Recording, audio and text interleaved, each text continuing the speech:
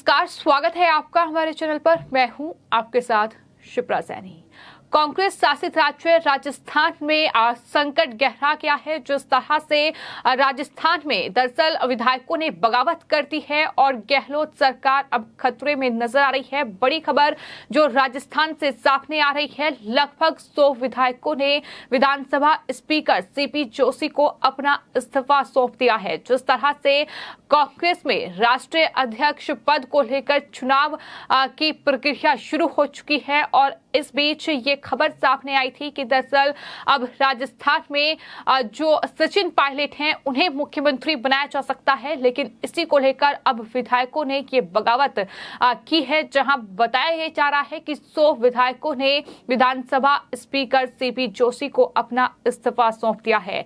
वार पलटवार का दौर कांग्रेस के भीतर ही शुरू हो गया है। यानी पंजाब की तरह अब राजस्थान में भी कांग्रेस पार्टी के भीतर ये अंदरूनी कलह अब खुलकर सामने आ चुकी है, जहां सचिन पायलट के लिए रास्ते खुले थे कि अब वो मुख्यमंत्री बन सकते हैं। लेकिन अशोक गहलोत के जो समर्थक विधायक हैं उन्होंने बैठक कर सचिन पायलट को मुख्यमंत्री बनाने का विरोध किया और इन विधायकों ने पार्टी आलाकमान के सामने कुछ शर्तें भी रखती हैं। और इसी के बाद अब तमाम जो बयान हैं वो सामने आ रहे हैं, जहां एक तरफ अशोक गहलोत का खेमा है तो दूसरी तरफ सचिन पायलट का खेमा है। दोनों ही गुटों के जो विधायक हैं वो एक दूसरे पर हमलावर है। इस बीच राजस्थान के मुख्यमंत्री अशोक गहलोत ने एक बार फिर सचिन पायलट को गद्दार करार दिया है और कहा है कि गद्दार के लिए पद नहीं छोड़ूंगा। ये अशोक गहलोत की ओर से कहा गया है। तो वहीं राजस्थान के मंत्री प्रताप सिंह खाचरियावास ने ये कहा है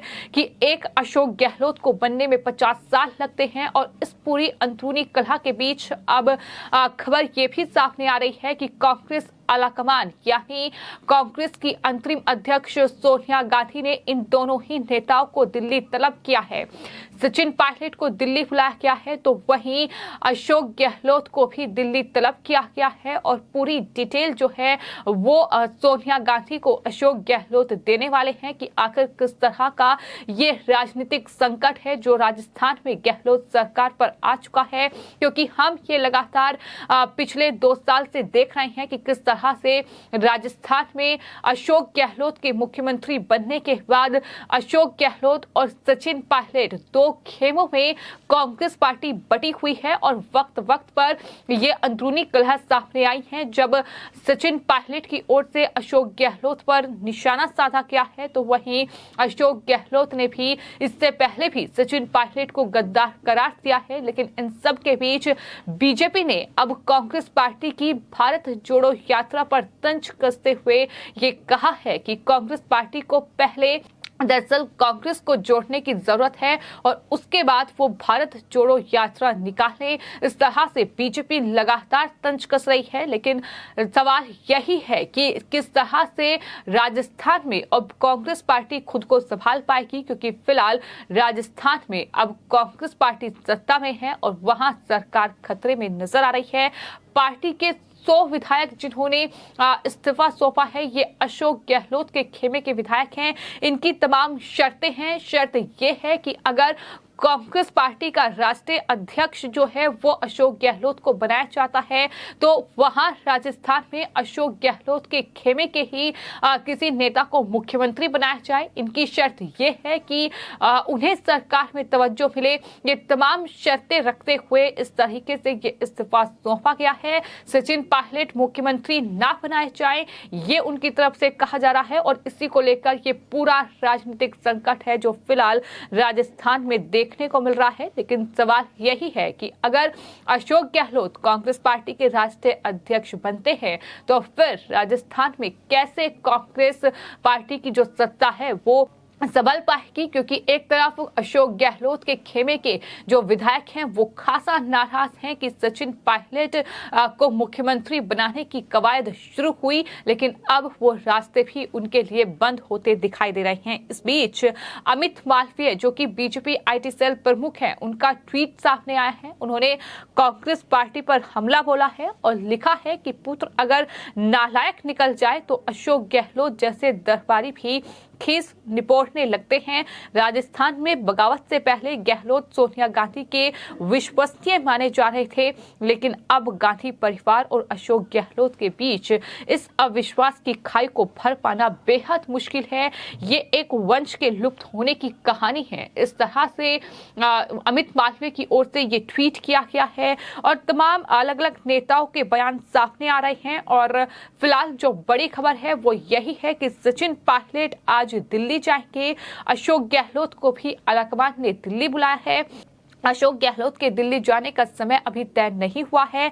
दिल्ली में मुख्यमंत्री इस पूरे घटनाक्रम को लेकर सोनिया गांधी को जानकारी देंगे, ये खबर सामने आई है। लेकिन वहीं बीजेपी नेता हर्षवर्धन त्रिपाठी ने कांग्रेस पार्टी पर निशाना साधा है और लिखा है कि राजस्थान में कुछ भी हो, कांग्रेस जस की तस है। ये स्पष्ट है। इस समय होना तो ये चाहिए था कि अशोक गहलोत अपने आप सचिन पायलट के नाम का प्रस्ताव रखते और सीपी जोशी डोटासरा प्रस्ताव का समर्थन करते, लेकिन यही कांग्रेस की गति के मूल में है। ये उनकी तरफ से तंज कसा गया है। तो यानी राजस्थान में भी अब कांग्रेस पार्टी दो धड़ों में बढ़ चुकी है। और इससे पहले हम देख चुके हैं कि पंजाब में भी कुछ इस तरह की तस्वीर देखने को मिली थी, जब पंजाब में कैप्टन अमरिंदर सिंह और साथ ही नवजोत सिंह सिद्धू दो गुटों में कहीं ना कहीं कांग्रेस बटी थी और उसका खामियाजा इस तरह से भुगतना पड़ा था कि कैप्टन अमरिंदर ने इस्तीफा दिया और वो उन्होंने अलग पार्टी बनाई और अब बीजेपी के साथ हैं। लेकिन वहीं बात अगर राजस्थान की जाए तो राजस्थान में भी कुछ ऐसी ही तस्वीर फिलहाल देखने को मिल रही है, जहां सचिन पायलट का खेमा और अशोक गहलोत का खेमा यानी दो धड़ों में कांग्रेस पार्टी बढ़ चुकी है।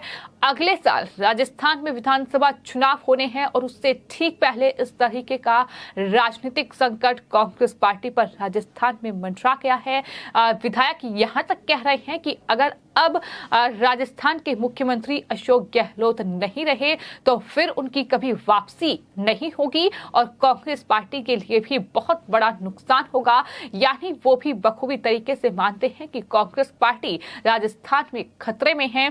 आपको ये बता दें कि राजस्थान से ये जो बड़ी खबर सामने आई है, जहां कांग्रेस में फूट की बड़ी खबर और इस तरह से राहुल गांधी सोनिया गांधी के लिए ये बहुत बड़ा झटका है, जहां कांग्रेस पार्टी तमाम ऐसी यात्राएं कर रही हैं, तमाम ऐसे जनसभाएं कर रही हैं ताकि वापसी का जरिया खोजा जाए। लेकिन जिन बचे खुचे राज्यों में सरकार है वहां भी अब खतरा इस तरह से मंडरा रहा है कि कांग्रेस पार्टी दो धड़ों में बढ़ती दिखाई दे रही है। और इसको लेकर राज्य के जो आपदा प्रबंधन एवं राहत मंत्री हैं गोविंद राम मेघवाल, उनकी तरफ से ही ये जानकारी साझा की गई है कि लगभग 100 विधायकों ने विधानसभा स्पीकर सीपी जोशी को इस्तीफा सौंप दिया है। ये स्थिति ऐसे समय में बनी है जब कांग्रेस पार्टी के राष्ट्रीय अध्यक्ष की चुनाव की नामांकन प्रक्रिया शुरू हो चुकी है। 17 अक्टूबर को चुनाव होगा और 19 अक्टूबर को नतीजा आएगा। ऐसे में सचिन पायलट के लिए जो अगला मुख्यमंत्री राजस्थान का बनने के दरवाजे खुले थे वो भी बंद हो गए हैं। अब सवाल ये भी है कि सचिन पायलट क्या फैसला करेंगे। सचिन पायलट पर सबकी निगाहें टिकी हुई हैं कि क्या सचिन पायलट के विरोध में जो ये विधायक उतरे हैं इसके चलते सचिन पायलट कोई फैसला लेंगे। हालांकि कई बार इस तरह की खबरें भी सामने आ चुकी है कि चुनाव आते आते सचिन पायलट दरअसल कांग्रेस पार्टी से इस्तीफा भी दे सकते हैं। ये भी उन नेताओं की लिस्ट में शुमार हो सकते हैं जो कि अब तक चुनावों से पहले जिन्होंने कांग्रेस पार्टी का साथ छोड़ा है उसमें कई बड़े दिग्गज नेता हैं। हाल ही में नाम गुलाम नबी आजाद का ही सामने आया। इससे पहले कई ऐसे बड़े नेता हैं, जितिन प्रसाद से लेकर आरपीएन सिंह जैसे नेता जिन्होंने उत्तर प्रदेश चुनाव से पहले कांग्रेस पार्टी का साथ छोड़ा और बीजेपी में शामिल हो गए। तो ऐसे में सबकी निगाहें सचिन पायलट पर टिकी हुई हैं कि कांग्रेस पार्टी जो भारत को जोड़ने के लिए यात्रा निकाल रही है वो खुद की पार्टी को नहीं जोड़ पा रही है। और सचिन पायलट क्या कांग्रेस पार्टी का साथ छोड़ेंगे, क्या फैसला वो आने वाले वक्त में लेंगे, इस पर सबकी निगाहें टिकी हुई हैं। लेकिन वहीं बीजेपी लगातार हमलावर है और बीजेपी के जो नेता हैं राजस्थान विधानसभा में उपनेता प्रतिपक्ष राजेंद्र राठौड़, उन्होंने कहा है कि कांग्रेस के भीतर जो घमासान मचा है वो राज्य में मौजूदा राजनीतिक हालात राष्ट्रपति शासन की ओर इशारा कर रहे हैं। यानी उन्होंने जिक्र कर दिया है कि जिस तरह के हालात राजस्थान में बन चुके हैं, ऐसे में राष्ट्रपति शासन भी राजस्थान में लग सकता है, इसमें भी कोई दोहराई नहीं है। तो इस तरह से लगातार अब इस्तीफों का जो खेल राजस्थान में शुरू हुआ है उसका अंत कहां होगा ये देखना होगा। लेकिन वहीं निगाहें अशोक गहलोत और सचिन पायलट पर भी टिकी हुई हैं, चूंकि गांधी परिवार के खास है अशोक गहलोत। तो ऐसे में सचिन पायलट क्या करेंगे ये आने वाले वक्त में देखना होगा। फिलहाल आपकी इस पूरे मामले पर क्या राय है हमें कमेंट बॉक्स में जरूर लिखें और चैनल को सब्सक्राइब करें। धन्यवाद।